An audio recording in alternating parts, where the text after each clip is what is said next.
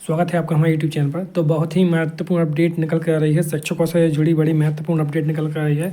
नवनियुक्त शिक्षकों से जुड़ी जो है एक बड़ी अपडेट निकल कर आ रही है कि नवनियुक्त शिक्षकों की जो परीक्षा विधि है वो 3 वर्ष है, और ऐसे नवनियुक्त शिक्षक जिनकी परीक्षा विधि 3 वर्ष हो गई है तो लोक शिक्षण संचालनालय से उनके लिए एक आदेश जारी हुई है। परीक्षा विधि समाप्त करने के लिए निम्न जो कार्रवाई करने संबंधित एक आदेश जारी हुआ है। आइए देखते हैं पूरी अपडेट को। हम यहाँ पर देख रहे हैं कि लोक शिक्षण संचालनालय मध्य प्रदेश गौतम नगर भोपाल से आदेश जारी हुआ है। और आप यहाँ पर देख रहे हैं जो आदेश है वो 11 तारीख में ये जारी हुआ है, 11/12/2024 में यहाँ जारी हुआ है। और हम आगे देखते हैं कि नवनियुक्त प्राथमिक शिक्षक, माध्यमिक शिक्षक एवं उच्च माध्यमिक शिक्षकों की परीक्षा अवधि के संबंध में। तो आप यहाँ पर देख रहे हैं पूरे आदेश को हम विस्तृत देखते हैं क्या है। उच्च माध्यमिक शिक्षक पात्रता परीक्षा 2018 एवं प्राथमिक शिक्षक पात्रता परीक्षा 2020 के आधार पर अक्टूबर 2021 से 2023 तक प्रदेश में प्राथमिक एवं उच्च माध्यमिक शिक्षकों की नियुक्ति की गई है। यह नियुक्तियां भर्ती नियम 2018 के नियम, मध्य प्रदेश राज्य स्कूल शिक्षा सेवा शर्तें एवं भर्ती नियम के नियम 13 के तहत 3 वर्ष की परीक्षा अवधि पर की गई हैं। तो बिल्कुल ये महत्वपूर्ण ये निकल कर है कि 3 वर्ष की परीक्षा अवधि पर ये जो है की गई हैं। 3 वर्ष पूर्ण होने पर परीक्षा अवधि समाप्त करने की प्रक्रिया के संबंध में निम्नानुसार कार्रवाई करें। तो बिल्कुल ऐसे लोक सेवक, ऐसे जो शिक्षक जिनकी 3 वर्ष जो है पूरी हो गई है परीक्षा अवधि, तो उनको उसकी परीक्षा अवधि समाप्त की जाने संबंधित जो लोक शिक्षण संचालनालय से आदेश जारी हुआ है। तो हम आगे देखते हैं कि ऐसा क्या है इसमें जो आदेश में है क्या है। तो हम यहाँ पर देख रहे हैं कि जो नियम है, जो आवश्यक कार्रवाई इस प्रकार है कि परीक्षा विधि समाप्ति हेतु जिला स्तर पर समिति गठित की जाएगी, जिसमें जिला शिक्षा अधिकारी, सहायक संचालक एवं एक हायर सेकेंडरी प्राचार्य होंगे। इस समिति के समय परिवीक्षा अवधि से संबंधित समस्त विषयों के प्रकरण प्रस्तुत किए जाएंगे। समस्त शिक्षक निर्धारित प्रपत्र में परीक्षा अवधि समाप्ति के लिए आवेदन संकुल प्राचार्य को प्रस्तुत करेंगे। संबंधित द्वारा कार्यभार ग्रहण की तिथि से 3 वर्ष की परीक्षा अवधि मान्य की जाएगी। आवेदन का प्रारूप ये दिया है। तो यहाँ पर ये आ रहा है कि संबंधित द्वारा कार्यभार ग्रहण की तिथि से, तो यहाँ पर यही है कि कार्यभार ग्रहण की तिथि से 3 वर्ष की अवधि में मान्य की जाएगी। तो ये काफ़ी महत्वपूर्ण है। अगला देखते हैं, संकुल प्राचार्य परीक्षा विधीन शिक्षकों द्वारा प्रस्तुत आवेदन को उपलब्ध दस्तावेजों के आधार पर प्रमाणीकरण करेंगे। प्रमाणीकरण में मुख्यतः निम्नानुसार कार्यालयीन दस्तावेज के आधार पर कार्रवाई करेंगे। अब यहाँ देखते हैं क्या है। शिक्षक ने परीक्षा विधि में नियमित रूप से कार्य किया हो, कोई दीर्घकालीन अवकाश जैसे मातृत्व अवकाश को छोड़कर नहीं लिया हो। तो यहाँ पर जो है एक मातृत्व अवकाश को इसको छोड़कर जो अन्य जो अवकाश के बारे में इसमें बताया गया है, तो मातृत्व अवकाश को छोड़ा गया है। वेतन देयक से पुष्टि करना अनिवार्य है। यदि कोई शिक्षक स्थानांतरण से अन्य जिले में उपस्थित हुआ है तो पूर्व जिले से उसके अवकाश एवं वेतन की देयक की पुष्टि की जाएगी। बिल्कुल जो स्थानांतरित हुए हैं नवनियुक्त शिक्षक, उनके विषय में भी है यहाँ पर है। आगे हम देखते हैं कि शिक्षक की नियुक्ति कार्यालयीन प्रकरण में पारित अंतरिम आदेश के क्रम में स्थगन पर नहीं हो। स्थगन पर कार्यरत शिक्षक की परीक्षा अवधि न्यायालयीन प्रकरण के अंतिम निराकरण तक विलंबित रहेगी।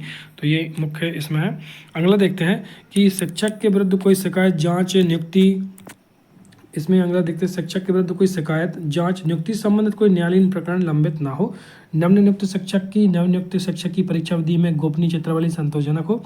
शिशु पालन अवकाश यदि लिया गया हो तो उसकी अवधि को स्पष्ट करेंगे। तो यहाँ पर ये भी महत्वपूर्ण है कि यदि शिशु पालन का अवकाश लिया गया तो उसमें अवधि को स्पष्ट करेंगे। अगला देखते हैं, दिव्यांग श्रेणी में नियुक्त शिक्षकों के लिए आवश्यक है कि उनकी दिव्यांगता श्रेणी वही हो जिस श्रेणी में नियुक्त की गई है।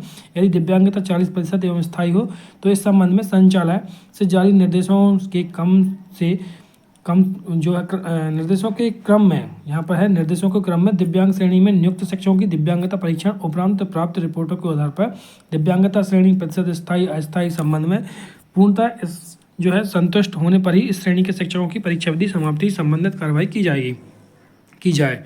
दिव्यांग श्रेणी में नियुक्त ऐसे शिक्षक जिनका दिव्यांगता परीक्षण लंबित है अथवा माननीय न्यायालय के क्रम में स्थगन पर हो अथवा जिसके संबंध में अंतिम कार्रवाई शेष है, तो इन प्रकरणों पर अंतिम निराकरण होने पर विचार किया जाए। अगला देखते हैं, यदि अगला 4.7 है, अन्य कोई तथ्य कारण जिसके आधार पर पात्रता ना हो। जो अगला देखते हैं, यहाँ पर हम देख रहे हैं कि संकुल प्राचार्य द्वारा सभी शिक्षकों की जानकारी का प्रमाणीकरण, संकलित जानकारी पृथक पदवार परिशिष्ट 2 पर अंकित प्रपत्र में संकलित कर उनके साथ संबंधित द्वारा प्रस्तुत आवेदन एवं बिंदु क्रमांक 4.1 से 4.7 तक की जानकारी के दस्तावेज एवं प्रपत्र में निर्धारित प्रमाणीकरण के साथ पूर्ण जानकारी जिला शिक्षा अधिकारी को प्रस्तुत की जाएगी। अगला देखते हैं, जिला स्तरीय समिति उपरोक्त मापदंड के आधार पर परीक्षण कर पात्रता का निर्धारण करेगी। पात्रता का निर्धारण करते समय शिशु पालन अवकाश के संबंध में वित्त विभाग के परिपत्र दिनांक 22/8/2015 के अनुसार सिविल सेवा नियम 1977-38 का अनुसार निराकरण किया जाएगा। यह सामान्य रूप से परीक्षा अवधि कालावधि के दौरान स्वीकृत नहीं किया जाएगा। यद्यपि विशेष परिस्थितियों में यदि परीक्षा कालावधि के दौरान अवकाश स्वीकृत किया जाता है तो परीक्षा की अवधि स्वीकृत अवकाश की उस कालावधि के बराबर अवधि तक के लिए बढ़ा दी जाएगी जिसके लिए अवकाश स्वीकृत किया गया है। तो यहाँ पर एक महत्वपूर्ण बात यही निकल के आ रही है कि यह सामान्य रूप से परीक्षा अवधि कालावधि के दौरान स्वीकृत नहीं किया जाएगा तथा विशेष परिस्थितियों में यदि परीक्षा अवधि कालावधि के दौरान अवकाश स्वीकृत किया गया है तो परीक्षा अवधि की अवधि को स्वीकृत अवकाश की उस कालावधि के बराबर अवधि तक के लिए बढ़ा दिया जाएगी जिसके लिए अवकाश स्वीकृत किया गया। तो यहाँ पर यही महत्वपूर्ण है। पात्रता निर्धारण उपरांत शिक्षक के पद अनुसार निम्नानुसार कार्रवाई संपादित की जाएगी। प्राथमिक शिक्षक, अभी हम यहाँ बात कर रहे हैं प्राथमिक शिक्षक की। प्राथमिक शिक्षक जिला स्तरीय समिति के परीक्षण उपरांत पात्र शिक्षकों की परीक्षा अवधि समाप्ति के आदेश का जिला शिक्षा अधिकारी द्वारा किया जाएगा। तो यहाँ पर जो है जिला शिक्षा अधिकारी की बात यहाँ पर आ रही है। माध्यमिक शिक्षकों के लिए क्या है, माध्यमिक शिक्षक एवं उच्च माध्यमिक शिक्षक जिला स्तरीय समिति द्वारा परीक्षण का समस्त दस्तावेज के साथ प्रस्ताव संयुक्त संचालक को भेजा जाएगा। संभागीय स्तर पर संयुक्त संचालक की अध्यक्षता में 5 सदस्यीय समिति गठित की जाएगी जिसमें जिले के प्रकरणों के लिए उस जिले के जिला शिक्षा अधिकारी भी सम्मिलित रहेंगे। समिति के परीक्षण उपरांत पात्र माध्यमिक शिक्षकों की परीक्षा अवधि समाप्ति के आदेश संयुक्त संचालक द्वारा जारी किए जाएंगे। तो यहाँ पर माध्यमिक शिक्षक और जो उच्च माध्यमिक शिक्षकों के लिए महत्वपूर्ण है। अगला देखते हैं,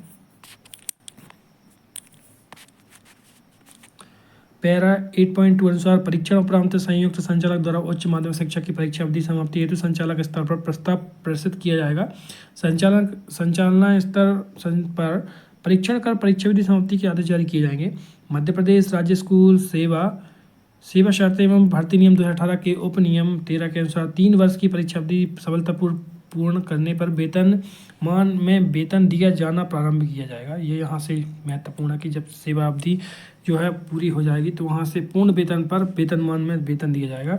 परीक्षा अवधि में असफल होने पर नियुक्तिकर्ता प्राधिकारी द्वारा सुनवाई का अवसर देने के पश्चात परीक्षा अवधि 1 वर्ष के लिए बढ़ाई जा सकेगी। अब यहाँ जो है कि यदि परीक्षा अवधि में असफल होने पर तो नियुक्तिकर्ता प्राधिकारी द्वारा सुनवाई का अवसर देने पर परीक्षा अवधि 1 वर्ष के लिए बढ़ाई जा सकेगी। बढ़ी हुई परीक्षा अवधि के लिए तृतीय वर्ष के अनुसार ही स्टाइपेंड दे होगा। जो तृतीय वर्ष का जो स्टाइपेंड है वो मिलेगा। परीक्षा अवधि समस्त संभागीय संयुक्त संचालक लोक शिक्षण संचालनालय माध्यमिक शिक्षक की परीक्षा अवधि समाप्ति निम्नानुसार कार्यवाही 10 जनवरी 2025 तक के आदेश कर पालन प्रतिवेदन विशेष विभाग की संचालनालय को उपलब्ध कराएं। उक्त निर्देशों के आधार पर उच्च माध्यमिक शिक्षकों की जिला एवं संभागीय स्तर पर परीक्षण कर शिक्षक वार नस्ती तैयार कर अनुशंसा सहित 15 जनवरी 2025 तक कार्रवाई पूर्ण कर विशेष विभाग से जानकारी एवं जिलेवार संकलित प्रपत्र संचालनालय को भेजना सुनिश्चित करें। ये काफ़ी महत्वपूर्ण जो अपडेट निकल के आ रही है, बड़ी ही महत्वपूर्ण अपडेट निकल के आ रही है। ऐसे लोक सेवक या ऐसे शिक्षक जिनकी परीक्षा अवधि पूरी हो गई है तो उनकी परीक्षा अवधि समाप्त करने हेतु लोक शिक्षण संचालनालय से लोक शिक्षण संचालनालय से एक आदेश जारी हुआ है कि इस प्रकार जो है कार्रवाई की जाए। सब तो बड़ी महत्वपूर्ण अपडेट है। शिक्षकों से जुड़ी एवं विभिन्न कर्मचारियों से जुड़ी महत्वपूर्ण अपडेट हम अब तक लाते रहते हैं, तो बने रहिए हमारे साथ। Thanks for watching.